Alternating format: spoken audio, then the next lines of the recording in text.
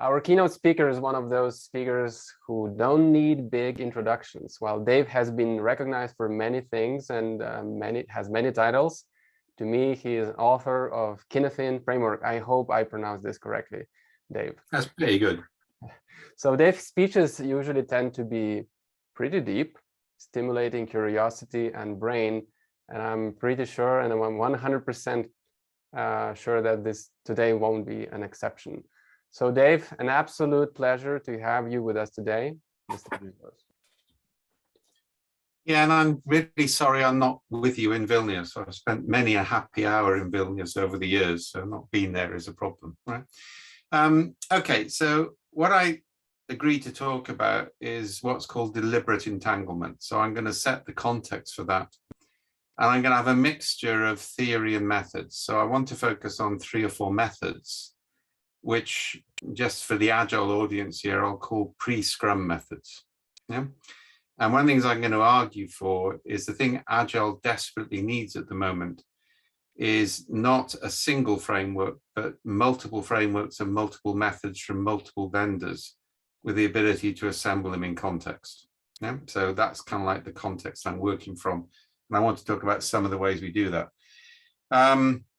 So let me start with kind of like a story. So my background is originally designing and building decision support systems for the like of Guinness, right? And Maersk Shipping and Total Group and people like that, which when I was in my 20s, and this is the days where, you know, you need to understand that I'm old now, right? So this is when the battery backup, we had mainframe computers and we coded on mainframes and we charged clients for MIPS. So if we had bad programmers, we made more profit. I mean, it was a weird relationship. And the computers themselves had massive generators, and the battery backup, which would give us 3 minutes to close down the computer and not lose data. The batteries actually occupied a building the size of, you know, 4 or 5 stories and God knows how high. So we were in those early days. And one of the key things which came out of that is a realization that human beings are human beings and they don't conform with the way that engineers would like them to conform. So one of the things I learned pretty fast on this was that, and my background, by the way, is I'd actually been a development accountant for years, and then I moved sideways into computing. So I had the application knowledge and I had the coding skills. And I still remember when I started to talk to users, and after a few minutes, you'd think, these guys just don't understand what we can do for them. So what they're asking me to do is to codify how they currently do things. They're not thinking about it differently. So I took a sort of high risk strategy and, you know, on that. And instead of writing what they asked for, I actually wrote what I thought they needed.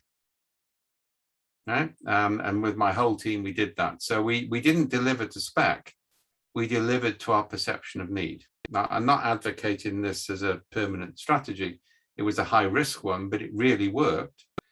And it was because we had that integrated knowledge. All of us doing the coding had also done the job. So we had this deep, intimate knowledge of the two. Yeah? And what we were actually doing was using technology to satisfy unarticulated needs. And that's something I want to come back to in a minute, because actually articulation of need is key. And it would be quite nice if people could switch on their videos, because then I could look at them. It's a lot easier than looking at a picture of me, yeah, on their own. So thank you for those who've already done it, right? So that was quite interesting. And I moved from that into a corporate strategy role. Did some interesting work where nobody wanted to buy anything other than legacy system management. This is the build up to the year 2000. We were experts in object orientation and rapid application development and joint application development, so RADJAD. And we wanted to sell that, but people wanted to buy legacy management. So we bundled them together. We actually took a legacy system management technique from a company called Unilog in France, which worked well in Britain because we talk about les méthodes françaises, which always got British male executives quite excited. But we had all of their case studies behind it, and then we differentiated it by saying we could do object encapsulation of legacy code, so we could reuse the legacy code in modern architectures. I don't think we ever did it, but the fact that we could do it made us attractive. And we also developed the whole RAD-JAD front in order to change the way we interacted with users before we defined what was essential in the system. I'm going to come back to JAD in a minute, because I think it's a much neglected technique in Agile in terms of the way it works. And if you don't know it, it was that work which gave rise to the Dsdm Consortium, which I formed with my equivalent in Logica and Ed from Cambridge Scientific. We met in a pub in Cheltenham and agreed to create the Dsdm Consortium, which went in to be one of the 3 main feeds into the Agile manifesto. But we did it over dinner in a pub in Cheltenham. We didn't go to a ski resort for a week, but that's sort of British pragmatism in terms of the way it works. Yeah. And one of the things we worked out on that is international standards work if competitors do them, but not if people take proprietary advantage. And I would say this is a lesson the Agile movement didn't work. We didn't go away and create a method and claim ownership of it. We brought active competitors together to create a method so we could shift the market in our favor. Yeah, and I'd just leave you to think about that in terms of where the Agile business has gone. It doesn't understand how to work between competitors. It creates competing frameworks. Yeah, and that destroys variety in the system, ironically, in terms of the way it works. Either way, that was kind of like work for a period. 80% of our sales were that program within 2 years. IBM then bought us. I got moved into a fascinating role. I didn't know these roles existed, but the minute I saw it, I grabbed it, where I was allowed, I was paid a reasonable salary to do whatever I found interesting, provided I did novel things. Only big companies like IBM can do this. And we were part of the movement. So I was working with Denny and Lou and people like that on how do we make IBM a service business, because we became the foundation for IBM Global Services. So that was kind of like why we were acquired. Yeah. So that was kind of like a fascinating period. And one of the things we started to work on then, which became key, is we started to realize that the way IBM worked was through informal networks, not formal systems. So one of the first things anybody in IBM will ask you, and it's still true to today, is they'll ask you who they know, who you know in IBM, because they're trying to work out which networks you're in. Because the networks are the things which make the system work, and they carry trust with them. So you can trust people in a network, but you can't necessarily trust people in a formal system. So to give an illustration, you should probably all recognize this. I was sat in IBM Bedfront Lakes, which is the big office by Heathrow Airport. It's all glass, big Portico type stuff. And somebody came up and I turned to my team and I said, "Oh, this is Tony. Tony's a good guy." Yeah, a few minutes later, somebody else came up and said, "Are you going to Peter? Peter's from management consultancy." Everybody shut up. I've used coded words to indicate whether somebody is trustworthy or not trustworthy. Yeah? And that's a universal in organizations. Right? You don't trust people because you're told to trust them. You trust them because you've worked together over a period of time and you've built trust into the system and you know who's untrustworthy. And that got into a very interesting research program in which we identified the ratio between formal and informal communities in IBM was 1 to 64. So for every formal community, there were 64 informal networks. And those were only the ones using the technology for information sharing. So actually, it was probably a bigger ratio. And I still remember going to the person in IBM in charge of this and saying, we got this ratio. And she said, "Okay, so how do we make the informal networks formal?" And she completely missed the point, because the informal networks cost us nothing. The formal networks cost us a small fortune. Okay? Now, fast forward to COVID. So I'm actually now talking about stuff which is in the EU field guide on knowledge management, which I think you should have the link to. If not, we'll supply it. I wrote that with Alexandra, who did the design on it. And it's the first actual government publication on complexity management, right? And it's focused on crisis, but it's got more general application. And as part of that, I did a whole bunch of interviews with people. And one of the things which came out of that strongly is that when COVID hit, people fell back to their informal networks, not their formal processes. So in a crisis, well, actually you fell back to people you knew and trusted. Yeah, you didn't fall back to a formal process. And that wasn't just an issue of trust. It was an issue of context. So an informal network is called a context-free information channel. So it's a communication channel which has arisen in one context, completely independent of the work function, which means it can adapt very quickly to novelty, whereas the formal processes in a company can't, because they've been designed with a specific function in mind, and now everything's changed. Right? So that concept about context-free information channels is key.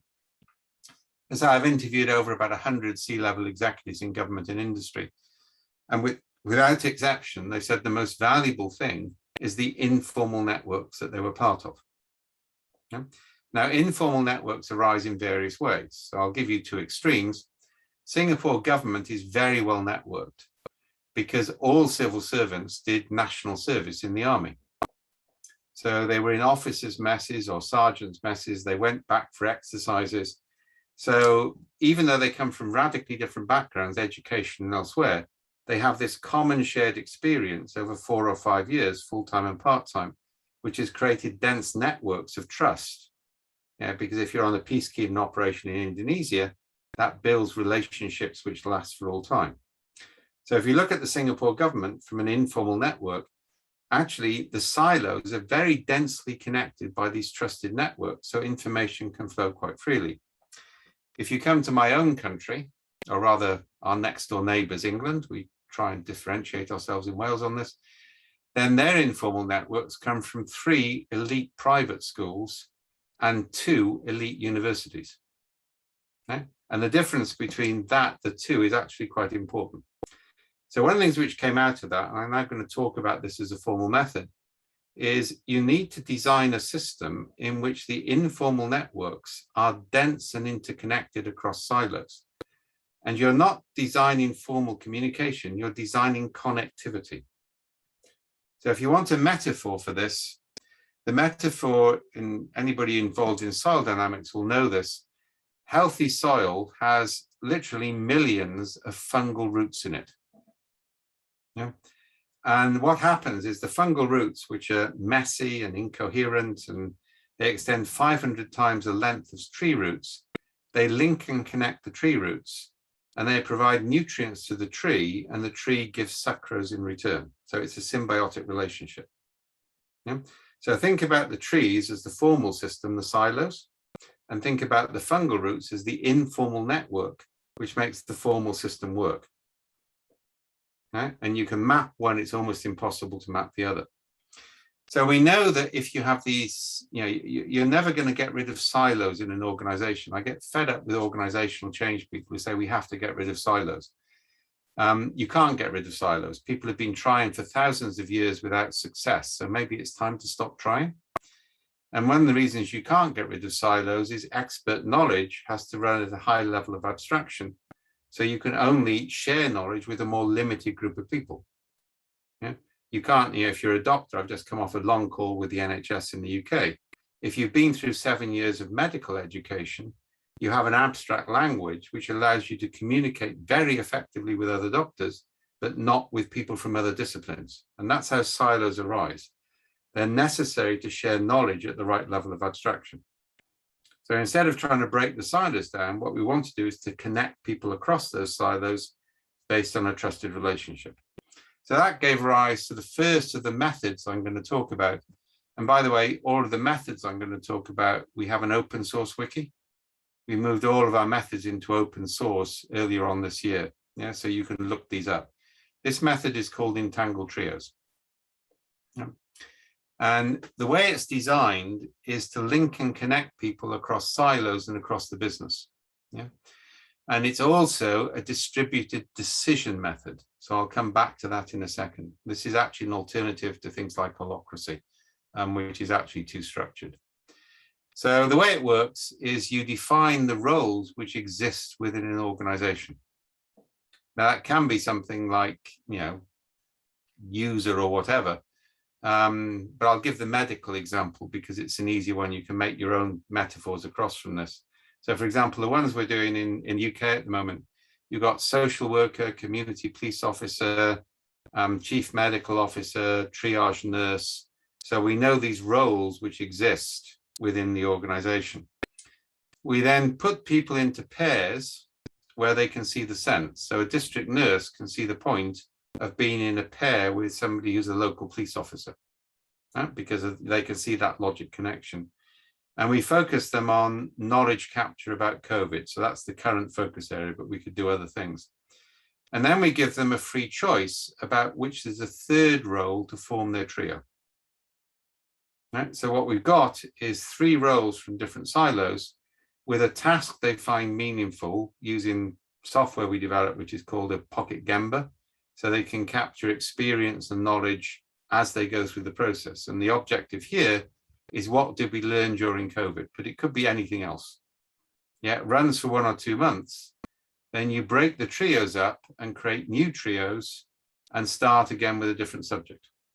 Right, now I'm going to a high level on this. Yeah, there's a variation as I'll go through in a minute. If you actually do that over a year, within a year, everybody is within 3 phone calls of everybody else based on having people work together. And your focus is that connectivity. This is called trust tagging. So if you phone me up and say, Dave, can you help on this? And I don't know, I'll say something like, well, I don't know, but I know somebody who can, and I link you to them. And because you trust me and I trust them, you trust them. That's called a trust tag. It goes to 3 degrees of separation before it breaks down. And that's actually how problems get solved. So what we're doing is building that. Right? And by the way, the reason it happens so quickly is it's the button threading problem in mathematics. As you start to link things, you suddenly get an exponential connectivity, which is what you're looking for. So what we're doing with that is to build dense informal networks across silos within an organization. And that gives you a wonderful problem-solving capability. Okay? So for example, you all know this, but you've got examples, people in IT who are deeply connected with frontline users, yeah, because they know them, maybe they're relatives or whatever. That sort of level of communication is something you can't substitute by a formal systems analysis or system inquiry. Is that deep, trusted, fast communication capability. Yeah. There's a variation on entangled trios in which we put a pair together. This is one of the easiest ones to do. So you put somebody who's just joined the company together with somebody who's about to retire. Right? This is called a transgenerational pair. Ones we've done in social change, we've put teenagers together with people from their grandparents' generation as a pair. And there's a sort of sound cognitive science behind this, by the way, and you'll all like this sooner or later, but you may not like it now. Human beings really are not very innovative between early 20s and late 40s. Right? It's kind of like an innovation in young people is different from innovation in old people. And you can see the reason for this in evolutionary terms. So you don't see racism in kids until they hit puberty, right? Because it's an open learning type environment. But after puberty, you have to adopt the prejudices and the function of the society you're in so that the society can be effective. You're hunting for the tribe, right? If you get major brain damage, it all changes, but normally it doesn't. If you then survive into your 40s or 50s, then kind of like you can't lead the tribe anymore. But if you survive that long, you've got something about you. So you go into the wisdom business and you teach, yeah, or you advise. And it's fascinating. If you look at academics, people in the humanities have their best ideas when they're old, and people in the natural sciences when they're young. Because older knowledge is about integration and synthesis. I famously call this the Grandparent Syndrome, in that grandparents tell things to their grandchildren and vice versa that neither tell to the parents, because there's a different level of power in the relationship. So if you put very young people with very old people together in a pair, and if they come up with ideas for change, you link them with somebody in middle management who can make the ideas happen. That creates a pervasive mechanism within the system. I'm going to get into a slightly more structured way in a minute. But I wanted to start off with this concept is what IT never does is to look at, is it living in a healthy ecosystem rather than it sees itself as a manufacturing process. We want users to define what they want, then we'll deliver it as fast and efficiently as possible. And the trouble is users don't always know what they want, or you don't always get access to it. So this is a way to actually increase that informal network, that co-evolutionary potential within the system. Now we can get more structured on this, yeah. So one of the ways we've done this, and I'll give an IT example of entangled trios, is we take young, bright programmers straight out of college who can like build prototypes in seconds without thinking about it because they're sad and they've spent their entire life on computer screens, together with somebody who's a systems architect or an end system tester. So somebody who sees the system as a whole. And then you put them in a trio with a user trained to talk to IT people. We're about to make that training public, by the way. It's easier to train users to talk to IT people than train IT people to understand users. Yeah? So what I've got is a trio with young, bright, prototyper, old, experienced, see the system as a whole, user trained to talk to IT people so they can communicate.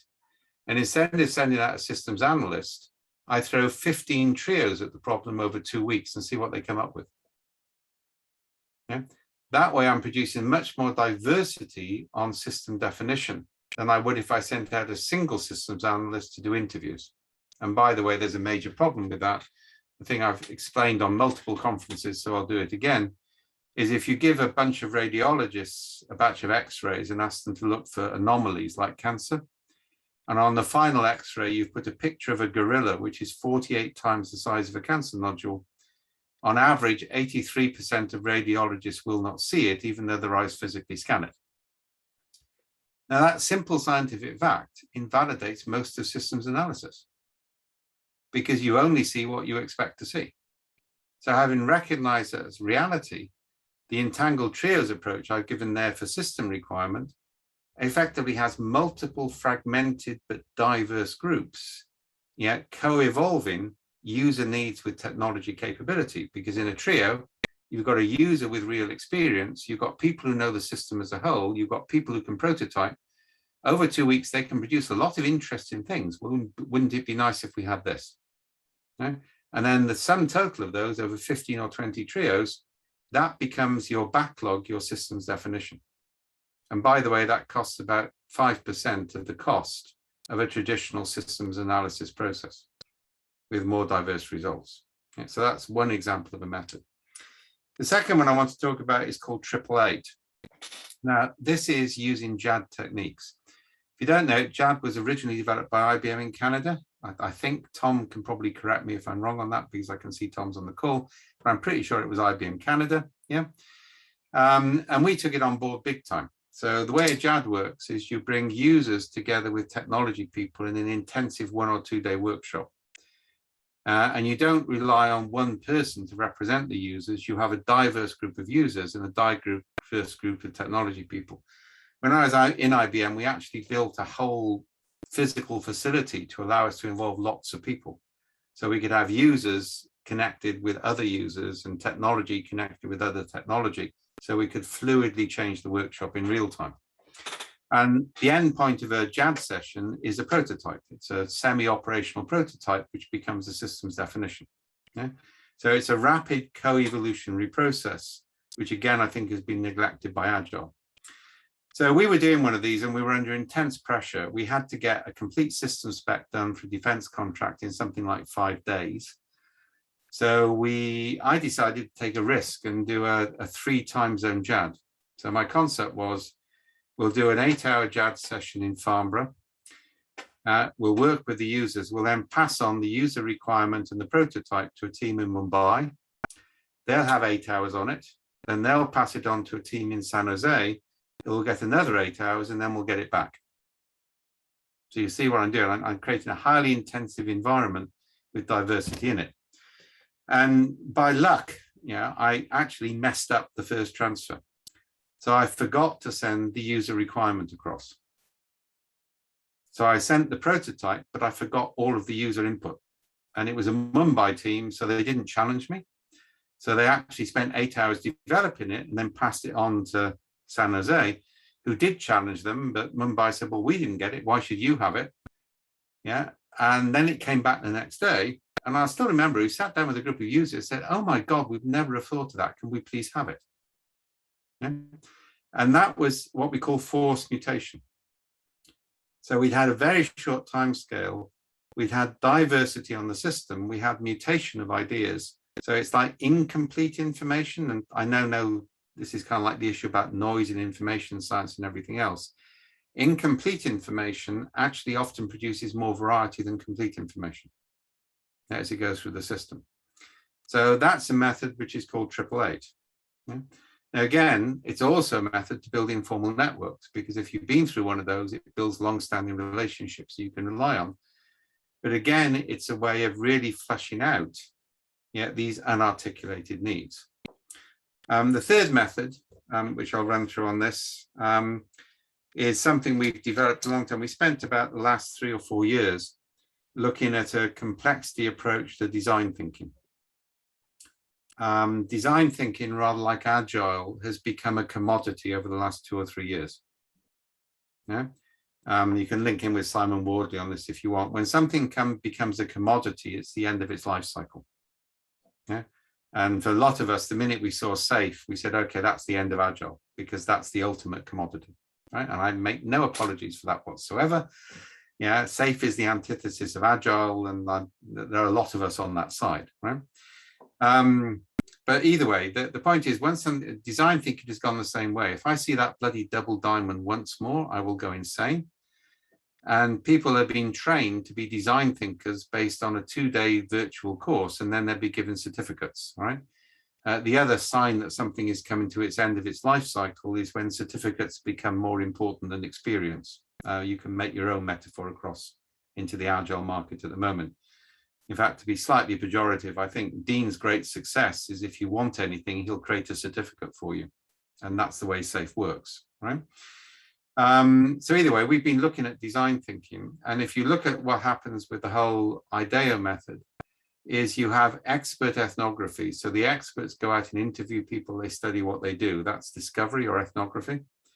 And then you have a workshop, and then the experts come up with a really bright idea. That's called ideation.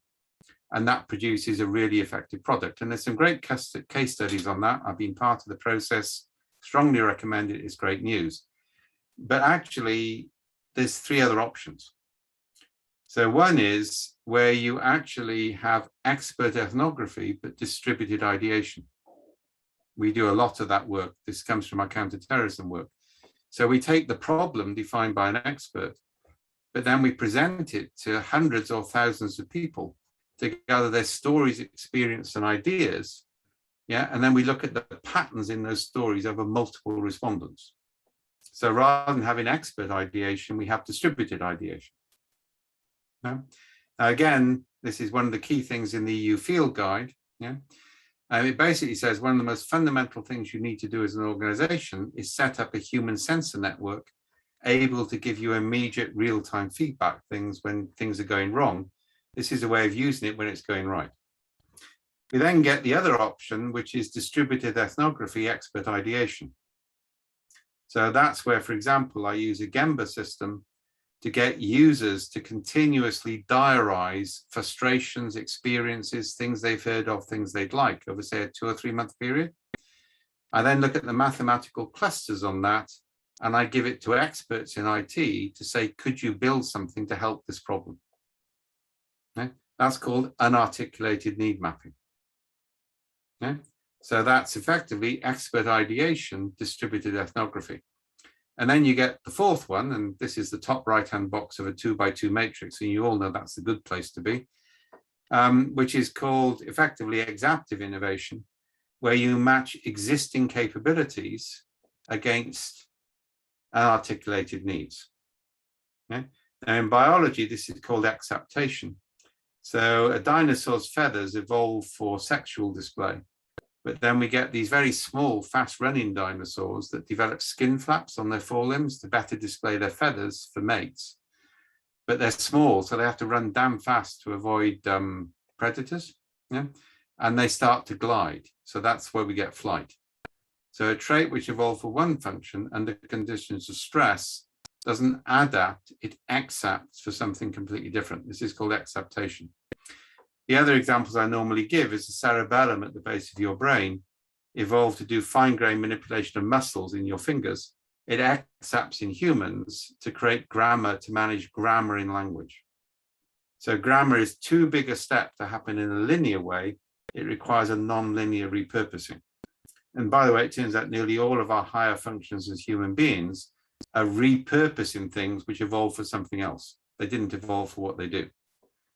Now, if you think that's irrelevant, IBM dominated the computer industry for decades because it was the world market leader in punch card machines to control industrial machinery. And they repurposed that to give them the dominance of computer programs. And by the way, I learned how to program on punch cards.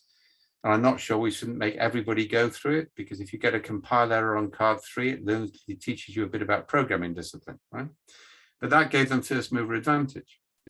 In 1945, a Raytheon engineer noticed a chocolate bar melted in their pocket.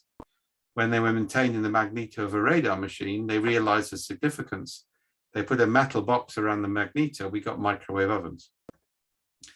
If you look at the history of human innovation, it's generally a history of acceptation, or as we call it in the U Field Guide, radical repurposing. So taking something you already know how to do well and using it for something completely novel. If anybody's done traditional strategy, this is the Boston Matrix, which is existing products, new markets. Okay? So that's actually quite fascinating, is to find the things you're already very good at and find ways to repurpose them for something novel. So that's kind of like the design thinking process. The key thing I wanted to bring out of that is, again, 2 other methods. This concept of continuous journalization of user experience to identify unarticulated needs, and the engagements of large numbers of people from multiple backgrounds to actually come up with ideas, and to do that in near real time. And all of this comes back to where I started on this with entanglement. You're not focused on the output, you're focused on the system which will produce the output. So you're not trying to engineer the perfect solution, and far too much of Agile is terribly linear. It takes a manufacturing model. Tell us what you want, we'll deliver it. Yeah? You're focused instead on saying, how can I use technology and people to create a highly connected, messy infrastructure out of which ideas can emerge in a timely fashion? And how do I very quickly use technology to make a difference? Yeah? So I've given you 3 methods on that, as I've gone through that. So that leads me on to the field guide itself. And I'll talk briefly about that for 10 minutes and then leave 15 minutes for questions. Right? So we produced the field guide under some considerable pressure. It was mainly composed of me writing blog posts, Alexandra picking it up. That was a Freudian slip. Putting some design thinking into it, and we went backwards and forwards a lot. It has 3 fundamental stages in it: assess, adapt, accept, transcend. Now, I'll go through those because I want to make a point. The first thing to do in a crisis, and remember, you can have a micro crisis. It's not just something like COVID. Right? If you've got CEOs screaming at you because something has gone wrong, that's a crisis as far as you're concerned. The first question, is it really a crisis? And if you have a contingency plan and you've actually got scenarios for it, it's not a crisis. You put into place a process. Right? If it doesn't have that, you've got to change the way you work. So this is the adapt phase.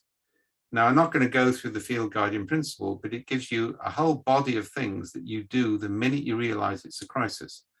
So, for example, the creation of highly specialized teams. And we gave them good names like the wrecking crew or the ex-active crew, because you need people to focus on very specific functions. You can't just assume that will happen unless you designate a team to do it. You build sensor networks because you need to involve everybody in real-time consultation. You can't commission research to understand attitudes. You need attitudes coming back in real time. So that's kind of like laid out in the guide. That gives you your stabilization point. It's kind of like the pivot. We thought we'd use the jargon, so we called it a pivot, where you move from controlling the crisis to actually exploiting the opportunities. And the first stage after that is this acceptive phase. You find all the things you're good at, which would help you solve the current problems. And that's where you focus first. And critically, that allows you to transcend where you've come from. Now, notice, transcend is the final stage because it's an emergent property. You don't start with transcend, you finish with it. And that's really important. Too many people talk about agile transformation, and that becomes a highly idealistic, highly gameable game. What you actually need to do is go and do things differently and then allow transcendence to emerge. So if you're on a day-to-day basis, you can simply miss out the first of those 4 stages in the field guide and focus on the next 3. Yeah, because they give you a method to actually do that. Yeah? And with that sort of endorsement behind it. The other thing within the field guide is there are 3 core things that you should always do. This is kind of like core capability, and I've talked about 2 of those. One is you need to build the informal networks across silos fast, because you need those information channels. And by the way, the function of an executive in a crisis is that the general function of leadership is to coordinate, not decide. So there's a general heuristic laid out there. If you're a leader, don't make this distribute decision-making, centralized coordination. With one exception, at the start of the crisis, you may have to make decisive decisions, but you do it not to resolve the problem, but to keep options open for the future. So if you look at the New Zealand Prime Minister, she closes the country down immediately. She broke the law to do it because that increases options downstream. Whereas UK and Sweden waited too long. By the time they did it, the cost was very high. This is an argument several of us are making on climate change at the moment. We're not going to solve the carbon problem because we won't get agreement on it. We need to focus a lot of effort on doing short-term things which will give us more breathing space or more time to resolve the bigger issues. Now, one of my pet projects on that, by the way, is freezing the poles, because that's now an engineering problem, not a science problem. And if we could refreeze the poles, we get another 30 years to sort out the mess. And this is a key principle. Your role as a leader is to increase the option space for distributed decision making. So that's kind of like a rule of those stages. Yeah? So the 3 things you do are the entangled trios or social network simulation. You need to build those informal networks because you need those channels. The second thing is use your employees and anybody you can get as a sensor network because you need multiple perspectives. The third thing, and this is key to acceptation, is map what you know. Very few organizations have a knowledge map. And those who do confuse it with an information map. Information is, what you can write down is about 10% of what you know. To adapt a quote by Polanyi, we always know more than we can say. We will always say more than we can write down. So a knowledge map doesn't just tell you what information is available, it tells you where the knowledge is. So we use a framework on that called Ideation. So we map the knowledge based on artifacts, skills, heuristics, experience, and natural talent. Right? So artifacts are things which are man-made, processes, spreadsheets, tools. Yeah? Skills are things that you can train people to do, and you know how to train them and how long it will take and how they're qualified. Heuristics are hugely valuable knowledge assets because their rules of thumb is the common word for this. They're ways that the experts make decisions very quickly.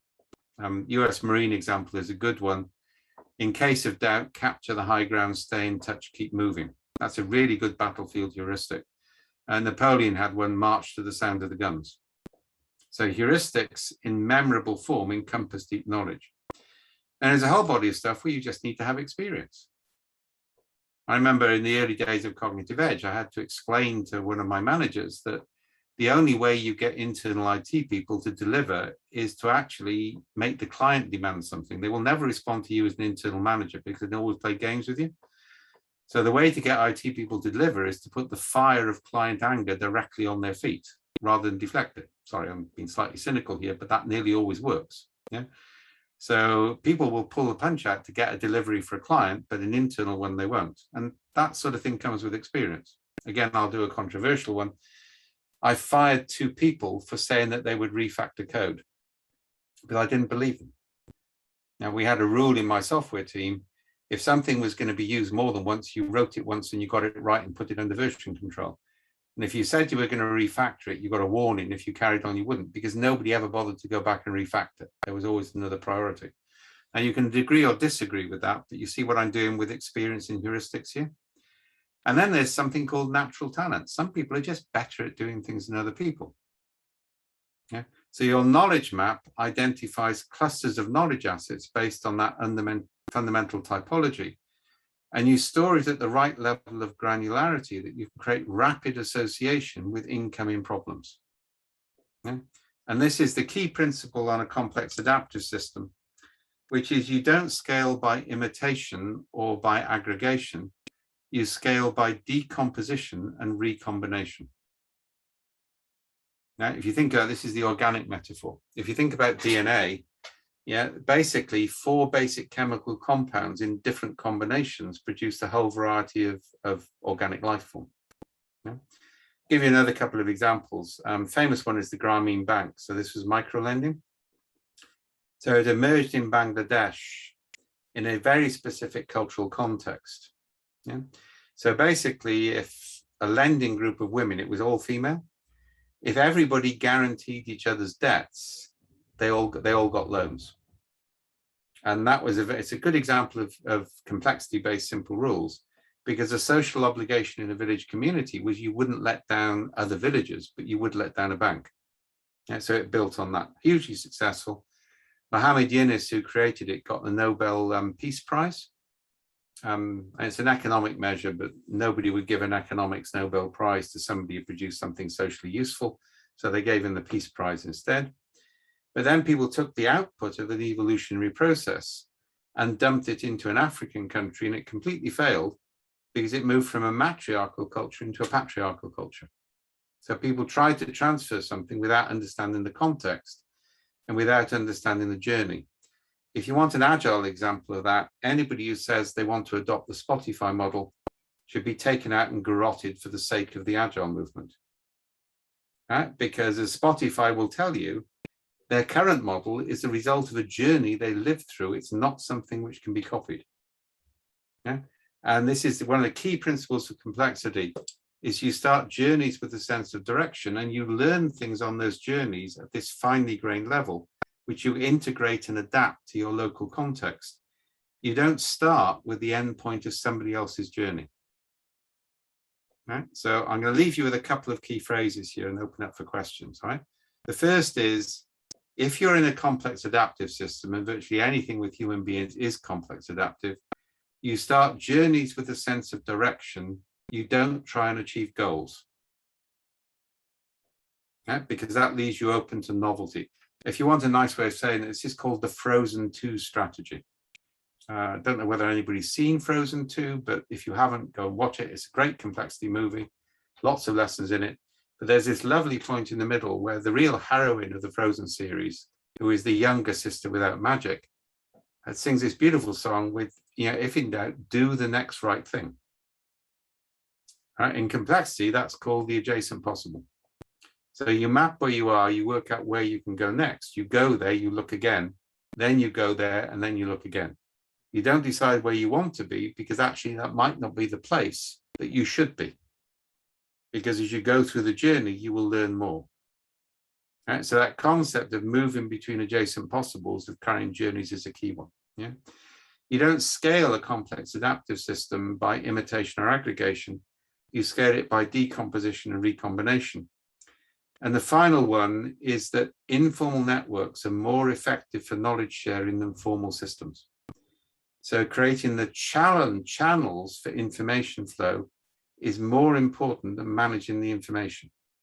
Now, Larry Prusak, who I worked with for years, once famously said this brilliant phrase. He says, if you have a dollar to spend on knowledge management, spend 1 cent on information and 99 cents on connecting people. Yeah, so you manage the flows part of the system, not anything else. So I've taken 45 minutes, which I said I would take. Open to questions. If anybody wants to defend safe, I have no problem with that whatsoever. Yeah. Yet to find anybody who really wants to do that in public, but feel free. Open to questions, open to ideas. Thank you, David. As expected, that was really deep. I wanted to actually emulate the real conference as much as possible. So I made an exception, and I have granted ability for people to unmute, right? So those people who have asked questions on Huba, I see 3 questions. They're pretty long questions. So I would like those people to, I will moderate this. So please don't unmute now. Don't go ahead. I'll call you by name. But I would like you to ask your question and use this opportunity to do it directly with Dave.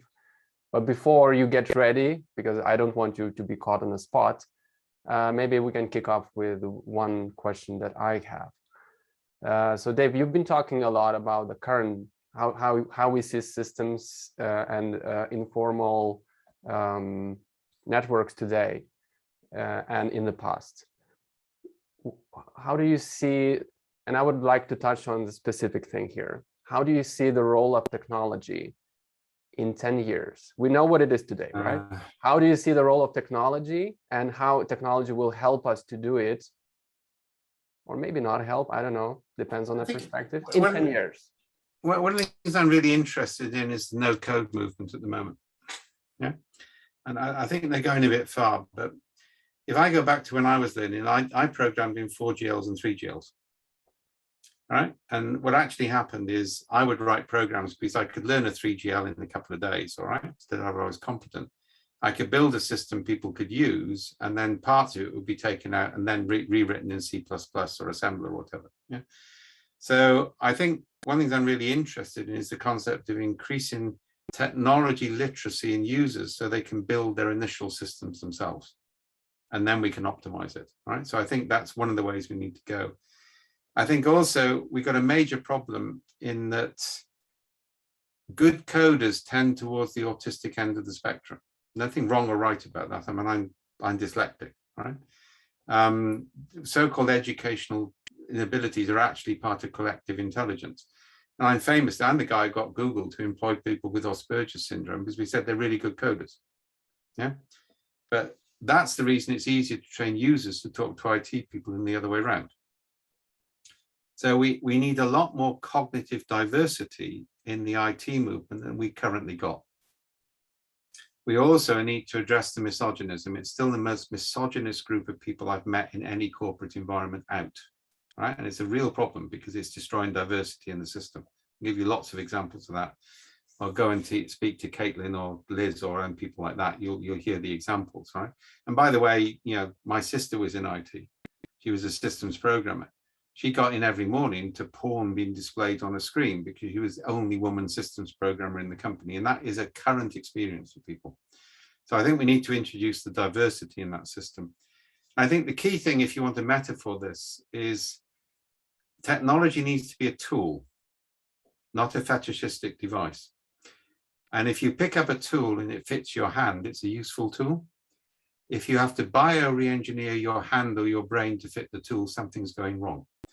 And that's where technology currently is, and it has to rethink the way it works on that.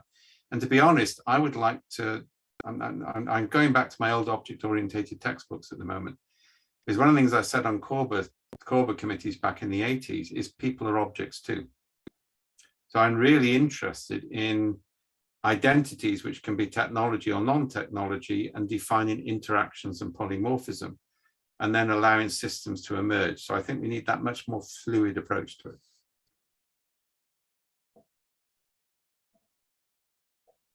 Thank you for sharing your vision. I'm going to go ahead and ask Daniil to unmute now. Daniil, are you ready? Yep. Hi, everyone. Hi, David. Hi. So I was interested, like, by listening to you, like, I'm thinking about the cross-functional teams actually in a, well, let's say Scrum setup, right? So if done well, like the cross-functionality must mean technical people and, you know, really business people, like potentially even very close to the users ones being inside the team. So that seems to be like pretty kind of intentionally or not close to the trios that you're describing. It is close to it, and I think it's a bit more functional. We're trying to create something much more dense and informal within the system.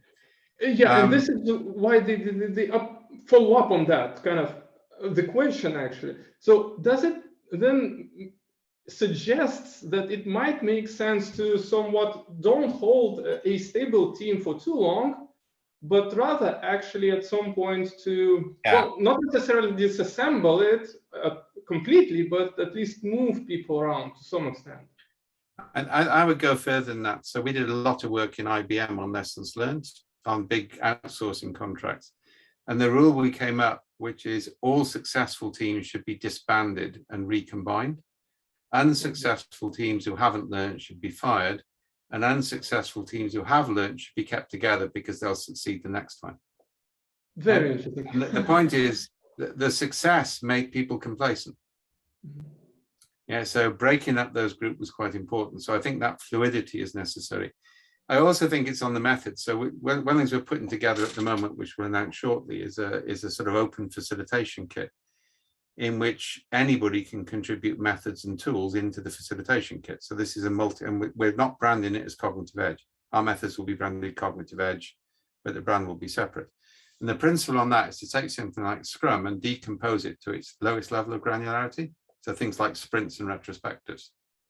So I can then do something which we can do now. I can peel out retrospective and make it a distributed Gemba. So it's a continuous retrospective rather than a ritualized event.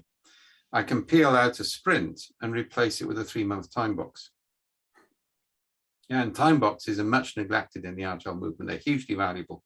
You have minimal viable product, maximum achievable product, minimum resource, maximum resource, and the team has autonomy to deliver within those boundaries. But you always get a delivery on a date, which is what you want in a multi-project environment. So my vision on this is the ability to combine and recombine aspects of methods rather than people have to lock into a single framework. Thank you very much. Very interesting. Thank you, Daniel, for your question. I would like to hand the virtual microphone to Lukas Ružauskas. Lukai, are you with us? Yes. Please go. Hello, David. So it is really hard to build networks and earn trust for introverts. And there is a huge diversity of people in big organizations. So is there a way to build a trust in silos with people who do not really want to communicate with you on or collaborate? And what would be your recommendations to make a breakthrough in such relationships? We partly created Entangled Trios around that concept. So if you're an introvert, it's easy to handle a relationship with a couple of other people. Interestingly, 3 works better than 2. All right. So if you ever go out for dinner, with somebody you don't know, it's 1-to-1. There's a huge amount of stress in the system because the entire burden is on both of you. If you go out in a group of 3, you can relax at times. So we use 3s or 5s. So you need to be in a small group where people can get to know you, which gives you the pace to have conversations. So Entangled Trio was partly designed in that. In some cases, I've actually used it with, put in autism together with dyslexia, together with synesthesia. If you don't know, synesthesia is brilliant. These are people who see text as colors. So they see patterns nobody else sees, right? So I think we need to get much more purposeful about this. But the key thing is it's got to be a voluntary communication. The problem with a lot of facilitated techniques is you get put in a workshop and told you're not playing team unless you trust each other and open. And that's just cruel. Yeah, so the basic phrase here is, and I'll go back to, I'm doing a lot of work with indigenous groups at the moment. I came off a big conversation with Tyson, who wrote Sandtalk this morning. One of the common things in indigenous groups is you act and then you have a conversation. Northern Europe and North America have got obsessed with having a conversation before you act. So I'll give you an example from the 70s when I was working on peace and reconciliation. We had a huge process of, everybody being pulled together and, Catholics must love Protestants. We must stop throwing petrol bombs at each other, right? If you haven't seen it, that was wonderfully satirized in episode 1 of series 2 of Derry Girls, which is worth looking up, where the Catholic girls are forced into peace and reconciliation with the Protestant boys managed by a slightly cynical nun, all right? It's very, very funny, right? We took a different approach. We took small groups of people from both communities and dumped them into Latin America for 6 months. And we didn't talk about their religious differences. And they discovered pretty fast they had more in common than they realized. And it allowed the conversation about the difference to emerge in the process of doing things. So I think one of the ways we handle this is we need to actually create processes in which people can have conversations at their own pace and their own time. And we need to break this transfer of therapy into facilitation, which is a major problem, in terms of the facilitation methods. And just to be clear on this, when I was in IBM, we developed all our methods in Denmark, not just because I like Copenhagen, but I do, but because we could facilitate in English and they would speak in Danish. So there was no chance of us getting involved in the content, and that was quite deliberate. Yeah, because if you get involved in the content, you start to influence it. Yeah. So I think intimacy is something which people need to volunteer for. You can create processes where intimacy is more likely, but you can't mandate it in a workshop. Thank you very much. Looking for your question. And I would like to hand the virtual microphone to Laura. Laura, are you with us? Yes, I'm here. Hello, Dave. I was listening to this part about the informal networks and their importance, and I totally agree. The question I have is how to, when in a big organization, this principle, how does it work? Or doesn't it create a situation where you know, you can only get things done when you know a guy? How to avoid that? You can't avoid it. That's how things happen in large organizations. So what we're doing is to say, well, given that happens, let's increase the network density, then it will happen in a fairer way. And so that it's recognizing reality. The other thing, by the way, is we're using this as a decision mechanism. So within my own company, functions are organized with diverse trios. If the trio agree on something, it happens. There's no need to refer upwards. So trios are also a way to very effectively delegate decision making because you've got transparency, openness, and diversity, yet within the system. And unstitching the holocracy implementation at the moment. Holocracy, by the way, is a classic example of taking technology too far, to come back to the question of where we're going. Because, I mean, I know Brian reasonably well. The trouble is, Brian is a classic IT person. He doesn't like to actually express judgment about people. So he wrote a program, which means no judgment is needed. And so that rewards people who are very, very bureaucratic, right? And we're dismantling two holocracy implementations at the moment. Trios is the mechanism for that because it's messy, right? And I think that's the thing IT people need to learn to live with, is good technology implementations are messy but coherent. We make them too tidy at the moment, and we don't therefore allow diversity within it. And actually, that's where OO really comes into its own. Because if you have polymorphism, you have inheritance, you have interaction, you can get huge diversity of use, but still within a controlled environment. Okay, thank you very much. Thank you. Thank you. But sorry, just to make a general point here, one of the key things, we're fiercely realist. So if something has been around for several centuries, we assume it won't change. And we build systems around it rather than trying to say it's a bad idea. And I think that sort of, you know, deep realism and pragmatism is really important in IT. It's kind of like work with the way things, try to nudge the evolution of the system in the right direction, but don't think you can just ban something which has been around for the last 15 years. One of the key heuristics I give leaders is listen to the cynics because they care. You don't make any career progression if you're a cynic, but it matters enough to you, you're prepared to be called out. So the cynics in the organization are really important people. And if you're not listening to a leader, you're making a mistake. Thank you, Dave. Thank you, Dave.